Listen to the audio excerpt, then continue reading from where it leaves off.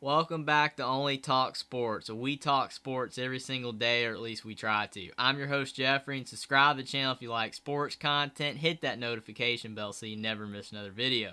Now, there's a game that's normally reserved for basketball blue blood rivalry, but in football, this game has a lot of intrigue. North Carolina Tar Heels are traveling to play at the Duke Blue Devils. Who do I think is going to win this game? Let's break it down. Now, North Carolina is 5-1 to start this season, and Mack Brown has come back to North Carolina and he's done some good things. And North Carolina's been so close to being a great football team, but they haven't really broken through. But to start this season, they almost have.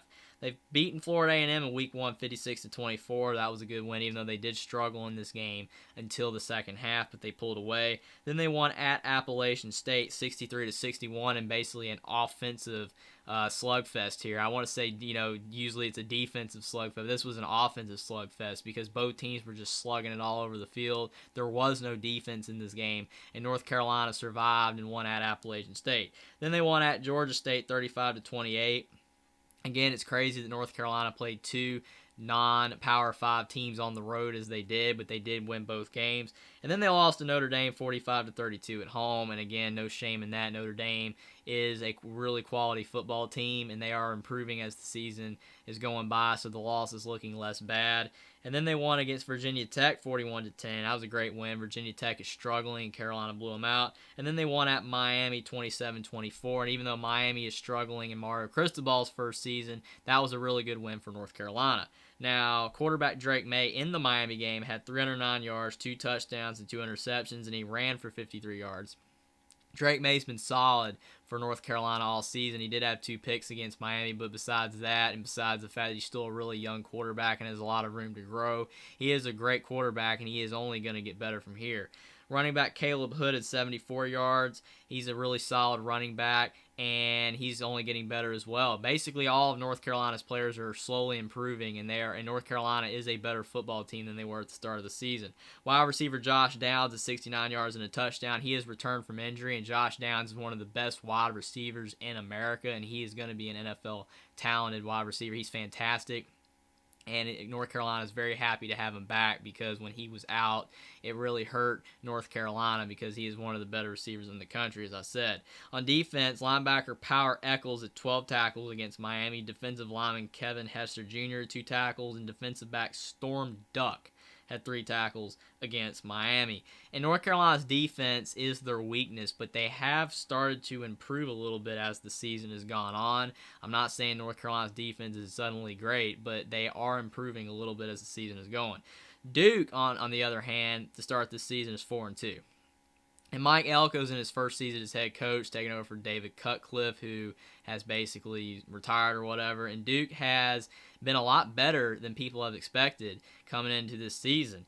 And they started out with a win over Temple 30-0. That was a good win because Temple is, a group of 5 team that has kind of been struggling, and Duke did not hang around in this game and keep it close. They blew out Temple. Then they won at Northwestern 31-23, and this win looked better at the beginning of the season when Northwestern beat Nebraska, and people thought Northwestern was good, but obviously Northwestern's kind of fallen back on the mat, but Duke beating Northwestern is still a good win. Then they won at North Carolina A&T 49-20. That was a good win because North Carolina A&T is obviously a FCS program. Then they lost at Kansas 35-27, and Kansas is a much improved football team, and Duke hung with them on the road, so that was a quality loss for Duke.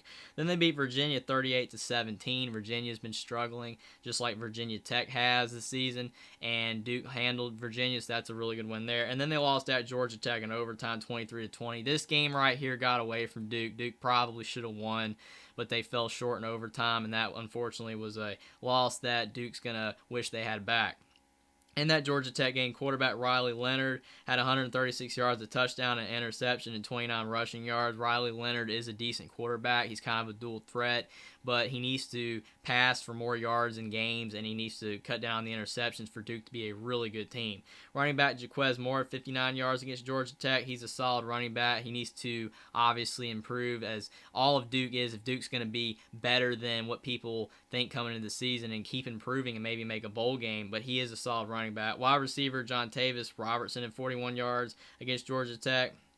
Now the defensive side of the ball, defensive tackle Dwayne Carter, 6 tackle. He's a monster in the middle for Duke. He's a fantastic defensive tackle. Defensive back Jalen Stinson at 5 tackles. He's really short, but he gets the job done at the defensive back position. And linebacker Shaka Hayward at 4 tackles for Duke against Georgia Tech. Duke's defense, kind of like North Carolina's, is not the best, but it has played solid to start this season. So who do I think is going to win this game of normal basketball blue bloods? I will say that both of these are improved football teams. North Carolina and Duke usually does not have a lot of intrigue as a football game, but both of these are improved football teams.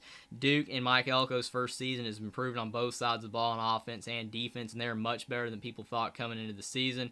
But North Carolina with Mack Brown has more experience with him at head coach than Mike Elko does in his first season. North Carolina has more talent, especially on offense, than Duke does. And even though North Carolina's defense is suspect, North Carolina's defense is improving. I think North Carolina is going to win at Duke 35-31. I think Duke can win, but Duke just does not have as much talent as North Carolina does. North Carolina is playing better and better as the season is going on. And even though Duke is improved, Duke is not as good as North Carolina yet. And even though I think Duke can win, I think North Carolina is going to win at Duke 35-31.